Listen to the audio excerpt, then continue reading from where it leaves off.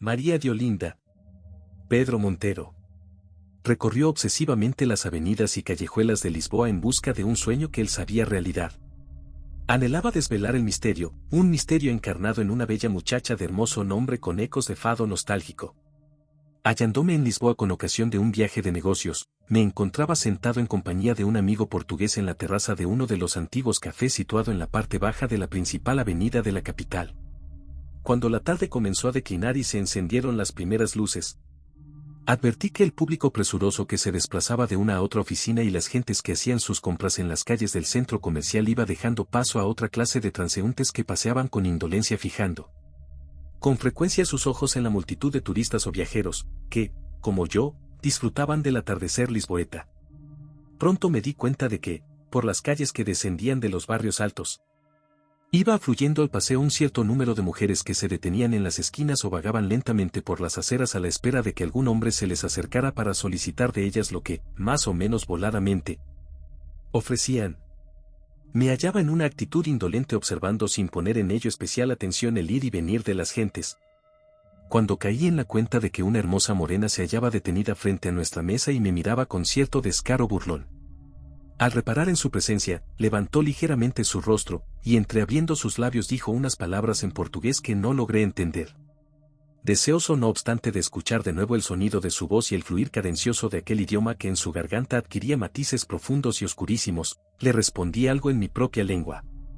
Ella enarcó las cejas y sonrió levemente al tiempo que negaba ligeramente con la cabeza, indicando que no había comprendido. Después pronunció una breve frase y miró a mi amigo, el cual se comunicó con ella por medio de monosílabos cuyo sentido no se me escapó a pesar de mi ignorancia de la lengua de Camones. La muchacha volvió a mirarme y sus ojos dejaron traslucir una cierta nostalgia, no sé si profesional o espontánea, luego dio media vuelta y se alejó perdiéndose entre los transeúntes. Bonita, comentó mi amigo sonriendo ligeramente. Muy hermosa, repuse dejando que mis ojos resbalaran entre la multitud. ¿De qué han hablado? Se ha limitado a ofrecer sus servicios. ¿Por qué se ha negado usted tan rápidamente? Inquirí molesto porque se había permitido decidir por mí. La cifra era evidentemente abusiva. Quizá lo valga. Ninguna vale tanto, repuso mi amigo haciendo una seña al camarero. Al día siguiente, una vez que hube dado fin a las gestiones que podía realizar durante la jornada comercial, y puesto que mi amigo tenía un compromiso, salí del hotel sin rumbo fijo dispuesto a dar un paseo que seguramente finalizaría en alguna sala de juegos del casino de Estoril. Sin que tuviera el pensamiento premeditado de recorrer aquella parte de la ciudad, el caso es que, tras vagar durante cerca de una hora por la baza, me encontré frente al café en el que habíamos estado la tarde anterior. Una secreta esperanza hizo que me sentara en una de las mesas, y al hacerlo, advertí que se aceleraban ligeramente los latidos de mi corazón. Permanecí cerca de 2 horas con los ojos fijos en las callejuelas que desembocaban en el paseo. Y durante aquel tiempo tuve que rechazar numerosos ofrecimientos de toda especie y alejar mediante la dispensa de unas monedas a una gran cantidad de mendigos. En cierto momento creí ver a la muchacha del día anterior del brazo de un hombre, pero cuando la pareja subió a un taxi me di cuenta de que no era la mujer por la que, sin duda, me encontraba allí esperando. Iba ya a levantarme, cuando la vi. Se hallaba detenida en una esquina y conversaba con otra muchacha de la que se despidió a los pocos minutos. Antes de que yo tuviera tiempo de iniciar un saludo con la mano o de que ella pudiera verme, un hombre le acercó, y tras conversar brevemente, los dos se encaminaron calle arriba. Tómalos del brazo. En aquel momento experimenté un dolor agudísimo igual que si me clavaran una daga en el corazón, y conocedor de aquel síntoma que ya había experimentado otras veces, aunque no de forma tan intensa, me levanté haciéndome el propósito de no volver a pasar por aquella parte de la ciudad. Las múltiples ocupaciones que me habían llevado a Lisboa, y los escasos días de que disponía para llevarlas a cabo, hicieron que durante el fin de semana no tuviera tiempo de pensar en otra cosa que no fueran mis negocios. Considerando que el domingo era el día más apropiado para ello, me dediqué a efectuar visitas a los domicilios particulares y a aceptar invitaciones que en días de diario me había sido imposible atender. Cuando por la noche regresaba a mi hotel, diciéndome a mí mismo que solamente lo hacía porque aquel era el camino más lógico y corto, atravesé la parte baja de la avenida da Liberado. Y aunque caminaba por la acera opuesta a aquella en la que se encontraba el café, no pude por menos de lanzar una ojeada hacia el numeroso público estacionado en sus inmediaciones. Y después continué andando un poco más entristecido que antes de atravesar aquella concurrida zona. 2 días más tarde me hallaba nuevamente sentado en la terraza del café cuando alguien se detuvo frente a mí. Alcé los ojos y la vi. Vestía un traje negro y en una de sus manos sostenía un pequeño bolso de piel. Su mano izquierda reposaba sobre su cadera, y, muy lentamente, la dejó caer y tamborileó con los dedos sobre el velador. Yo moví una de las sillas indicándole así que se sentara y ella, tras un instante de indecisión, tomó asiento a mi lado, manteniéndose erguida. Durante unos minutos permanecimos silenciosos, y cuando el camarero se aproximó, ella pidió un café y me dijo algo que no comprendí, pero suponiendo que tenía relación con la bebida, solicité otra copa de coñac. Después nos sonreímos mutuamente sin hablar ni una palabra y la contemplé a mi antojo, mientras ella se dejaba admirar complacida. Al cabo de una media hora, y sin que mediara palabra entre nosotros, nos levantamos y ella me condujo a través de un sinfín de callejuelas hasta lo que probablemente era su domicilio.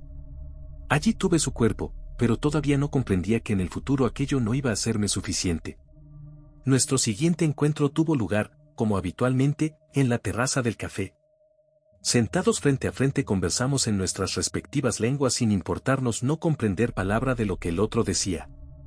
Ella habló largamente alternando la suavidad con la dureza mientras bebía pequeños sorbos de café y yo le dije que me había enamorado de ella. Mis palabras provocaban una leve sonrisa en sus labios, y, a pesar de que no entendía el sentido de mis frases, sus ojos me dijeron que empezaba a quererme. Cuando nos despedimos en el café, me alejé camino de mi hotel, sabiendo que iba a recomenzar un calvario por el que me había prometido no pasar otra vez. Al desnudarme, mis ojos se detuvieron en la abultada carpeta donde guardaba los documentos y materiales de mi trabajo, y caí en la cuenta de que el día siguiente era el último que me restaba de mi estancia en Lisboa. Cerca de las 8 de la tarde acudí al café de la avenida da Liberado, y cuando ella se sentó ante mí algo debió notar en mis ojos, porque su rostro se entristeció, y pasando sus manos por encima de la mesa, tomó las mías.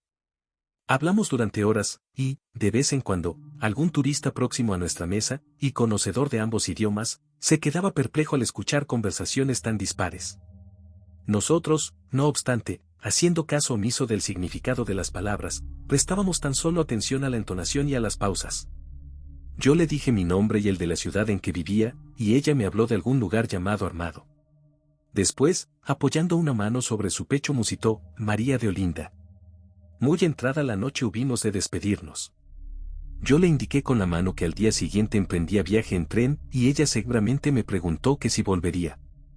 Yo le aseguré que sí, y, abarcando 3 dedos de mi mano derecha, traté de hacerle comprender que regresaría al cabo de 3 meses. Sus ojos se entristecieron y, volviendo la cabeza, miró en dirección a la callejuela que conducía al barrio alto. Durante los 3 meses que permanecí en mi país, mis sentimientos hacia aquella mujer pasaron por diferentes etapas. Apenas llegado a mi patria, la olvidé casi por completo. El reencuentro con la vida familiar y social, la atención necesaria a mi trabajo, y la confortabilidad de encontrarme entre los míos, abotargaron mis nacientes sentimientos. No obstante, al cabo de algunas semanas, una cierta nostalgia fue haciendo presa en mi ánimo, y el recuerdo del rostro de Deolinda iba surgiendo cada vez con más fuerza en mi alma, de tal modo que, cuando restaban ya escasos días para mi retorno a Lisboa, experimentaba una constante inquietud y una sola idea presidía mis horas de trabajo y de asueto, volver a ver a María de Olinda. Comprendí entonces que estaba enamorado de ella, y, a la vez que una gran alegría embargaba mi alma, experimenté un profundo temor al considerar la posibilidad de que ella me hubiera olvidado. Probablemente, lo que para mí había constituido un encuentro de características muy especiales, no había sido para ella sino algo habitual y consuetudinario. Pero, otras veces, recordaba nuestra última cita, y evocando el rostro y la sonrisa de la muchacha, sentía que la tranquilidad volvía a mi ánimo al considerar la dulzura con que sus ojos negros me habían mirado por última vez y la tristeza que los embargó cuando nos despedimos en el café de la avenida da Liberado. A misma tarde en que llegué a Lisboa, desatendiendo obligaciones laborales y deberes de cortesía, me dirigí al café. A pesar de que no me sería difícil dar con el domicilio de Deolinda recorriendo las veces que fuera necesario aquel laberinto de callejuelas del barrio alto, preferí sentarme en una de las mesas y aguardar su llegada, que seguramente se produciría con la caída de la tarde. Solicité un café y, tranquilamente, paladeando de antemano el dulce sabor del reencuentro, me dediqué a observar a las gentes que iban y venían.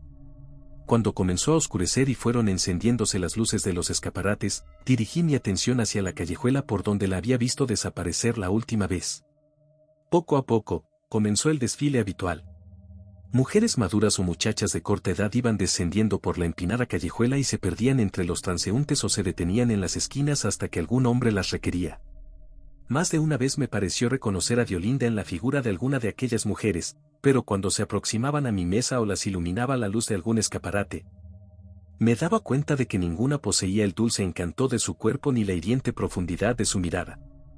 Recordaba perfectamente al camarero que nos había atendido la última vez, el cual, ajeno por completo a mi observación, iba y venía entre las mesas ahuyentando niños mendigos o gitanas que ofrecían leer la buena ventura. En cierto momento, una de aquellas adivinas se aproximó donde yo me encontraba, y, diciéndome algo en su lengua, hizo ademán de tomar mi mano. El camarero provocó un gesto para indicarle que me dejase en paz, pero yo sonreí complacido para expresar de aquel modo que no me molestaba lo más mínimo. La gitana tomó mi mano, y observándola con su aguda mirada, comenzó a leer en ella mi futuro. Yo la miraba escuchando sus palabras que en absoluto comprendía, y cuando me pareció que la consulta tocaba a su fin, dejé mi mano entre las suyas y ofreciéndole un billete de 100 escudos, pregunté, ¿María Diolinda? La gitana sonrió y repitió el nombre con una entonación que yo no era capaz de imitar. Se guardó el billete de 100 escudos y volvió a escrutar las rayas de mi mano para justificar su ganancia. A los pocos instantes la sonrisa desapareció de sus labios y frunció el entrecejo aproximando más la mano a sus ojos. María Diolinda, repitió cadenciosamente. Yo afirmé con la cabeza. No pude evitar un estremecimiento al contemplar la seriedad que adoptó su expresión. La gitana cerró con sus manos la palma de la mía y pronunció algunas palabras cuyo sentido no comprendí. Uno de los turistas que se encontraba en una mesa próxima pareció dispuesto a traducirme lo que la gitana había dicho, pero yo, al ver la expresión de la adivina, y sin saber exactamente por qué, rechacé cortésmente los servicios de mi compatriota y, levantándome, abandoné el café. Durante gran parte de aquella noche erré por las calles del barrio alto, pero al cabo de varias horas de infructuosa búsqueda, comprendí que, a no ser por un azar, nunca daría con la casa de María Diolinda. Todos los portales me parecían idénticos, y todas las callejuelas similares. Finalmente opté por acercarme a las mujeres que montaban guardia en las esquinas, las cuales me acogían con una sonrisa oscura. María Diolinda, preguntaba anhelante. Ellas permanecían un momento suspensas y luego pronunciaban su propio nombre tomándome del brazo, pero yo, deshaciéndome, continuaba caminando hasta la siguiente esquina, donde volvía a repetir la misma pregunta. Postergando citas y descuidando en gran medida los negocios que me habían llevado a Lisboa, montaba guardia en el café apenas oscurecía. Mis ojos escrutaban la multitud de paseantes que circulaba por las aceras.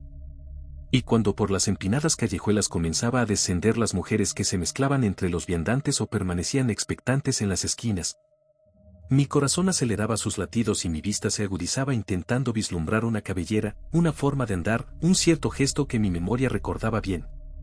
Al cabo de una semana desesperaba ya de encontrar a Diolinda. Mi amigo portugués, el mismo que había sido testigo de mi primer encuentro con la muchacha, me halló un día sentado en la terraza del café, precisamente a la misma hora en que, pretextando una visita de negocios, había rehusado una invitación suya. La expresión de mi rostro debió alarmarle, porque a pesar de la evidente descortesía en que yo había incurrido, se sentó a mi lado y me preguntó si me encontraba bien. Una vez que le hube narrado lo que me pasaba, pareció tranquilizarse un tanto, y esbozó una ligera sonrisa al tiempo que comentaba, imagino que no estará usted en disposición de recibir ningún consejo. Sería inútil pedirme que olvide, repuse. De sobra sabe usted que en estas situaciones las frases mejor intencionadas caen en el vacío. Es cierto, admitió.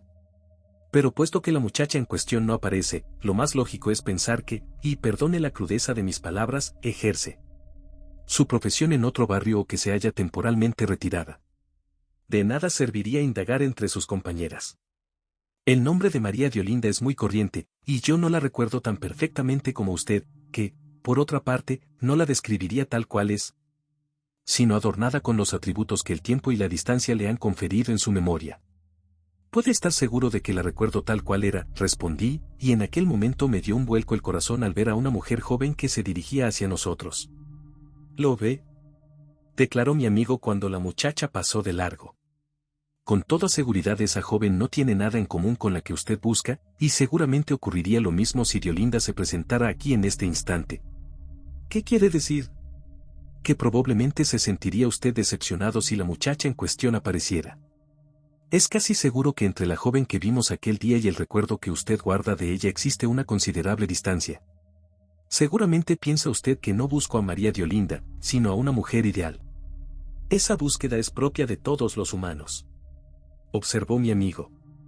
Nos forjamos un ideal y buscamos aquello que es más parecido a él, y si no lo encontramos procuramos que la persona en cuestión vaya adaptándose al modelo que amamos. No solemos respetar la idiosincrasia de nuestros semejantes, sino que forzamos su transformación hasta que adquieren el mayor parecido posible con aquel paradigma que guardamos en lo más íntimo de nuestro ser. Sus palabras parecen razonables, pero este no es su caso, rió mi amigo. Veamos, si los humanos fuéramos capaces de dibujar sobre un papel con toda exactitud el modelo de hombre o de mujer que constituye nuestro ideal, nos ahorraríamos muchas complicaciones, concluyó. No cuenta usted con una cosa, manifesté yo. Y es que la felicidad quizás se halla en el tanteo y en la búsqueda, en ese dolor que produce la inseguridad de no saber si hemos encontrado o no, y para siempre, la persona que se ajusta a ese ideal del que usted habla. ¿Quiere usted decir que la felicidad tiene su base en la inseguridad y en ese intolerable sufrimiento que experimentamos en la duda? Quiero decir, concluí, que, en esta clase de asuntos, el sufrimiento comienza cuando verdaderamente dejamos de sufrir. En ese caso continúe su búsqueda, dijo mi amigo levantándose. Y aun cuando pudiera parecer una crueldad lo que voy a decirle, le deseo que no la encuentre nunca. Dediqué la mañana del día siguiente a resolver los negocios que me habían conducido a la capital y aunque se trataba de asuntos en los que debía conducirme con extrema prudencia, no pude poner en ellos toda la atención que merecían debido a que algo, una idea que no podía precisar rondaba mi imaginación. De pronto, mientras el taxista que me conducía al hotel manejaba su vehículo como si nos encontráramos en una competición automovilística, un nombre acudió a mis labios. Y la fuerza con que el recuerdo se hizo patente me forzó a pronunciarlo en voz alta. «Parmao», exclamé. El conductor me miró a través del espejo retrovisor durante un segundo y después dejó de prestarme atención enfrascado en los avatares de la endiablada circulación. Apenas llegado al hotel, consulté un detallado plano del país, y, tras buscar en el índice, descubrí que aquel nombre que había oído de labios de Diolinda correspondía a una villa situada a unos 100 kilómetros de la capital. Sin perder tiempo, y olvidando por completo compromisos y citas de negocios, me informé en la conserjería del hotel del modo más rápido para llegar a aquel lugar. Bajé del tren en la estación más próxima a Vara, y allí tuve que alquilar un vehículo que me condujera hasta el pueblo. Puesto que Varía solo estaba comunicado con el resto del país por medio de una carretera de segundo orden y aquella que llevaba a la estación de Viviana dos Infantes, en la que yo había descendido. Alquilé una habitación en la fonda del pueblo y salí a dar un paseo por los alrededores. Varía resultó ser una villa de aspecto agradable y limpio, pero tras las fachadas cubiertas de bellos azulejos e historiados escudos de armas, se adivinaba la pobreza consustancial a la provincia portuguesa. Apenas puse el pie en la calle, una legión de chiquillos harapientos y descalzos me asedió en demanda de una limosna. Y yo repartí generosamente entre ellos un gran número de monedas hasta que conseguí verme libre de su alborotadora presencia. Recorrí el pueblo con detenimiento, y dejando a un lado las bonitas villas pintadas de colores claros que constituían el patrimonio del núcleo acomodado, me interné por las callejuelas que conducían a la parte baja de la población. Ignorante del idioma y sin el auxilio de una persona conocida, me preguntaba de qué medios iba a valerme. Búsqueda, comprendí que, a no ser por un azar, nunca daría con la casa de María de Olinda.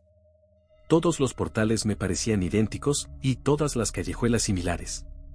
Finalmente opté por acercarme a las mujeres que montaban guardia en las esquinas, las cuales me acogían con una sonrisa oscura. «María de Olinda», preguntaba anhelante.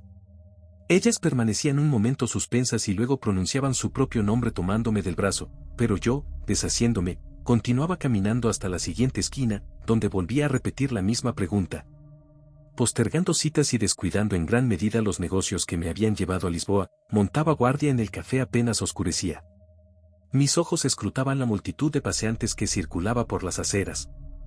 Y cuando por las empinadas callejuelas comenzaba a descender las mujeres que se mezclaban entre los viandantes o permanecían expectantes en las esquinas, mi corazón aceleraba sus latidos y mi vista se agudizaba intentando vislumbrar una cabellera, una forma de andar, un cierto gesto que mi memoria recordaba bien. Al cabo de una semana desesperaba ya de encontrar a Diolinda. Mi amigo portugués, el mismo que había sido testigo de mi primer encuentro con la muchacha, me halló un día sentado en la terraza del café, precisamente a la misma hora en que, pretextando una visita de negocios, Había rehusado una invitación suya. La expresión de mi rostro debió alarmarle, porque a pesar de la evidente descortesía en que yo había incurrido, se sentó a mi lado y me preguntó si me encontraba bien. Una vez que le hube narrado lo que me pasaba, pareció tranquilizarse un tanto, y esbozó una ligera sonrisa al tiempo que comentaba: imagino que no estará usted en disposición de recibir ningún consejo.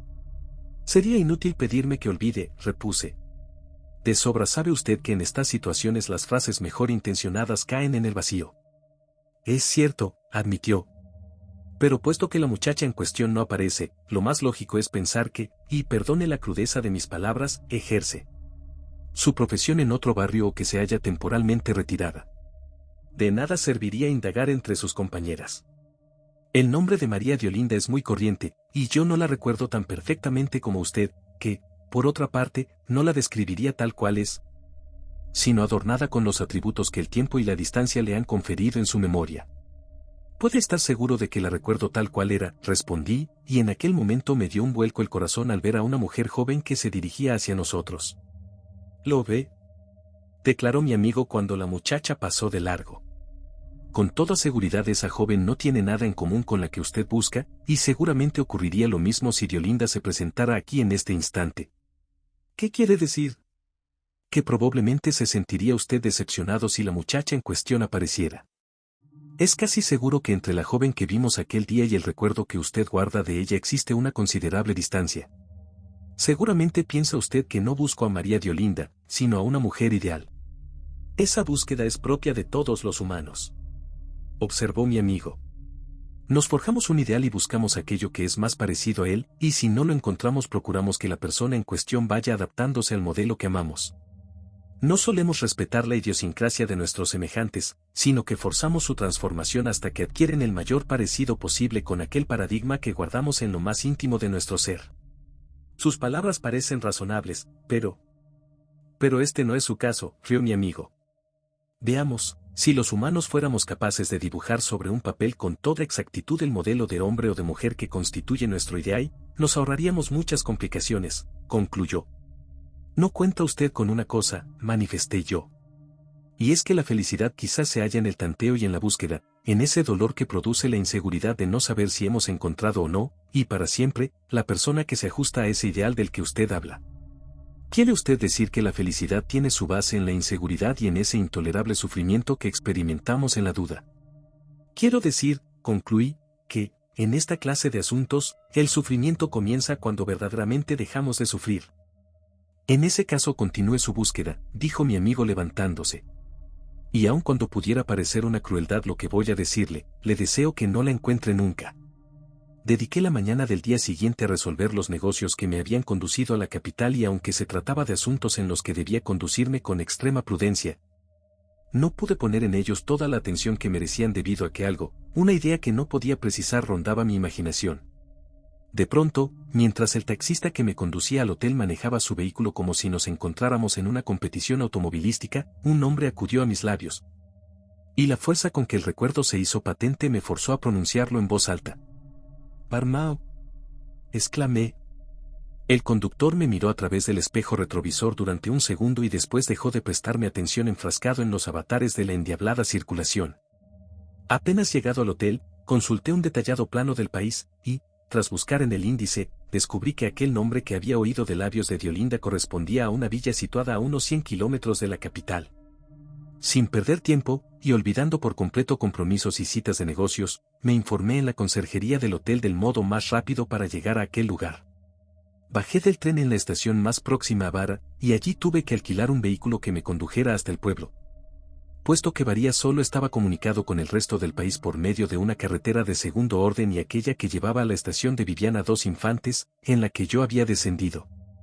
Alquilé una habitación en la fonda del pueblo y salí a dar un paseo por los alrededores.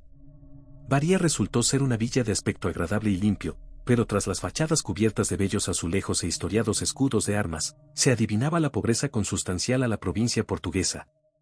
Apenas puse el pie en la calle, una legión de chiquillos harapientos y descalzos me asedió en demanda de una limosna. Y yo repartí generosamente entre ellos un gran número de monedas hasta que conseguí verme libre de su alborotadora presencia. Recorrí el pueblo con detenimiento, y dejando a un lado las bonitas villas pintadas de colores claros que constituían el patrimonio del núcleo acomodado, me interné por las callejuelas que conducían a la parte baja de la población. Ignorante del idioma y sin el auxilio de una persona conocida, me preguntaba de qué medios iba a valerme para solicitar información acerca de una muchacha de la que únicamente conocía el nombre y el aspecto físico, que me veía incapacitado de escribir a nadie. Como Barmao era una población muy pequeña, al cabo de poco tiempo la había recorrido enteramente, y regresando a lo que debía de ser la Plaza Mayor, entré en el único café existente, que tenía más bien el aspecto de una destartalada taberna. Me senté en una de las mesas, y tras no pocos esfuerzos, logré hacer comprender al dueño del local que deseaba un ligero refrigerio típico de la región y algo de beber. Mis repetidos intentos de hacerme entender llamaron la atención de un grupo de parroquianos que jugaba a las carras, los cuales no me quitaron la vista de encima hasta que terminé de comer. A los postres, de excelente calidad, por cierto, detuve un momento al camarero, que debía de ser también el dueño, y le dije en mi idioma que estaba buscando a una muchacha llamada María de Olinda. Como el hombre diera muestras de no haberme comprendido en absoluto, repetí mi demanda procurando pronunciar el nombre de la joven dándole la cantarina entonación que tiene en portugués. El dueño sonrió y repitió varias veces el nombre de María de Olinda para demostrar que había entendido, pero después volvió a sumirse en un silencio casucho. Mediante el relativo auxilio de un pequeño diccionario, le indiqué dificultosamente que buscaba a una muchacha de aquel nombre a la que había visto en el barrio alto de Lisboa. Algunos de los jugadores miraron hacia mí, y el fondista se encogió de hombros por lo que desistí, momentáneamente, de continuar mi indagación. Regresé hacia la posada, que no se encontraba lejos de la taberna, cuando ya había oscurecido y se encendían las luces de las calles. En 2 ocasiones me pareció que alguien me seguía, pero como al volverme no pude ver sino alguna mujer que salía de una calle lateral portando un cántaro de agua, supuse que era víctima de un error.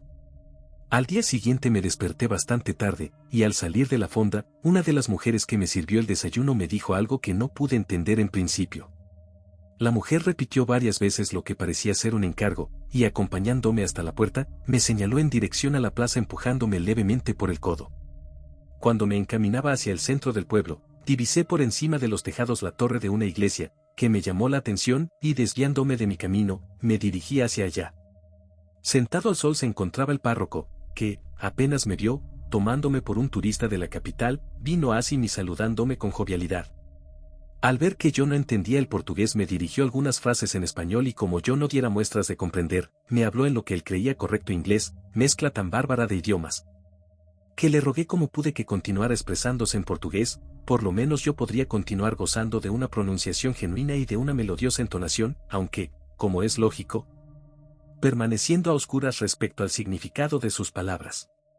A fin de no perder ninguna de las oportunidades que se me ofrecieran, decidí preguntar al sacerdote por la muchacha que estaba buscando. Al fin y al cabo nadie más indicado que el cura de un lugar para estar al tanto del censo de sus feligreses. Si Diolinda era hija del pueblo o de alguna familia de los contornos, el sacerdote debería de saberlo. Procurando hacer gala del mejor acento de que era capaz, pronuncié varias veces el nombre de María de Olinda, y a continuación el de Lisboa. Ante mi asombro, el rostro del sacerdote adquirió una expresión de severidad cuyo motivo no entendí al pronto, pero, a la vez, tuve la certeza de que me había entendido y de que conocía a la muchacha. Un momento más tarde su expresión se dulcificó dejando paso a una cierta nostalgia. María de Olinda, repitió varias veces, y afirmando con la cabeza, me señaló la puerta del templo y me hizo un gesto para que entrara. Apenas había puesto el pie dentro de la iglesia, cuando oí que el sacerdote hablaba con alguien en el exterior. La conversación subió de tono, y, al cabo de unos instantes, casi se había transformado en una discusión. Poco después, el cura se hallaba de nuevo a mi lado. El paso repentino de la claridad exterior a la sombría nave de la iglesia me impidió al pronto divisar otra cosa que no fuera la lámpara que ardía junto al sagrario. Una extraña inquietud hizo presa en mí al suponer que podría haber alguna conexión entre la muchacha que había conocido en el café de Lisboa y aquella iglesia de pueblo. El sacerdote, tomándome por el codo, me condujo hasta cierto lugar del templo, y abandonándome durante unos instantes, se acercó a la pared y tanteó en ella. De súbito, se hizo la luz, y me encontré frente al altar de una de las capillas laterales. Sobre el ara, presidiendo la capilla desde aquella altura, se hallaba la efigie de María de Olinda. Cuando recobré el sentido me hallaba tendido en uno de los bancos de la iglesia. A mi lado, el sacerdote me contemplaba inmóvil sosteniendo una de mis manos. Volví el rostro hacia la capilla, que aún se encontraba iluminada, y pude ver que sobre el sencillo altar había un gran cuadro en el que estaba representada la Asunción de la Virgen. Cada uno de los rasgos de aquella pintura, los ojos, los labios, el óvalo del rostro, las manos, eran los de María de Olinda. Finalmente comprendí aquello que no encerraba ningún misterio. María de Olinda había servido de modelo para aquella pintura. Incorporándome con esfuerzo, me acerqué a la capilla en compañía del sacerdote, y contemplé fascinado el cuadro. Era como tener al alcance de mi mano, por fin, a la que tan arduamente había buscado. Tan cerca y tan inaccesible, a la vez. María de Olinda, repitió el sacerdote varias veces, y moviendo la cabeza negativamente añadió con tristeza, Lisboa. Luego me dejó solo durante unos instantes y se dirigió hacia una de las puertas traseras de la iglesia. Poco después oí que me llamaba. Había abierto uno de los batientes a través del cual la luz del sol inunda la iglesia. Atravesando la nave, me acerqué hacia la puerta por la que había salido el sacerdote, y al abandonar la iglesia, me apercibí de que aquella puerta daba directamente sobre el cementerio del lugar. El párroco avanzó entre las tumbas y yo le seguía a unos pasos de distancia. Finalmente se detuvo ante una de las sepulturas, y señalando con la mano la lápida, musitó con tristeza, María de Olinda. Las lágrimas inundaron mis ojos al contemplar la pequeña fotografía incrustada en la lápida junto al nombre de la muchacha. Lisboa, repitió una vez más el sacerdote negando con la cabeza, Lisboa. Al fijarme con más detenimiento en la losa sepulcral, pude apercibirme de que María de Olinda había fallecido pocos días después de nuestro último encuentro. Desde aquella fecha yo había estado enamorado de un cadáver al que había dotado de vida en mi imaginación. Multitud de preguntas acudieron a mi mente, pero, para unas no había respuesta posible, y otras no deseaba verlas contestadas. Permanecí junto a la tumba largo rato, y al abandonar el cementerio, vi que el sacerdote estaba charlando en el exterior del templo con un hombre. Al aproximarme a ambos vi que se trataba del dueño del café de la plaza, el cual, al advertir mi presencia se despidió del sacerdote y se alejó, diciéndome adiós. Con la mano. El cura se dirigió a mí en su lengua, y habló durante varios minutos, al cabo de los cuales, solo logré intuir que, ya que nada me retenía allí, lo mejor que podía hacer era regresar a Lisboa. En efecto era aquello lo que me disponía a hacer al día siguiente, pero, aunque así se lo comuniqué, dudo mucho que me entendiera. De nuevo tuve la impresión de que alguien seguía mis pasos cuando me dirigía hacia la fonda, y una vez en mi cuarto, me encerré con llave y me dispuse a guardar mis pertenencias en la maleta. A la mañana siguiente, quise ver de nuevo el cuadro, aquel único vestigio de la muchacha a la que había conocido y de la cual me había enamorado. Dejando la maleta en la conserjería de la posada, me encaminé hacia la iglesia. Mientras avanzaba por las estrechas callejuelas oí sonar el esquilón que convocaba a los fieles a una temprana misa. El sonido de aquella campana parecía llamarme a mí también a un último encuentro con Diolinda. Entré en el templo, que todavía se encontraba desierto, y me dirigí directamente hacia la capilla lateral. Tanteando con la mano hallé el interruptor de la luz.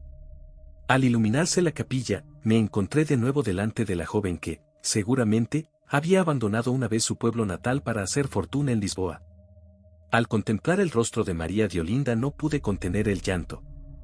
Aparté con la mano la sabanilla que cubría el altar, y sin detenerme a reflexionar, me subí sobre el ara.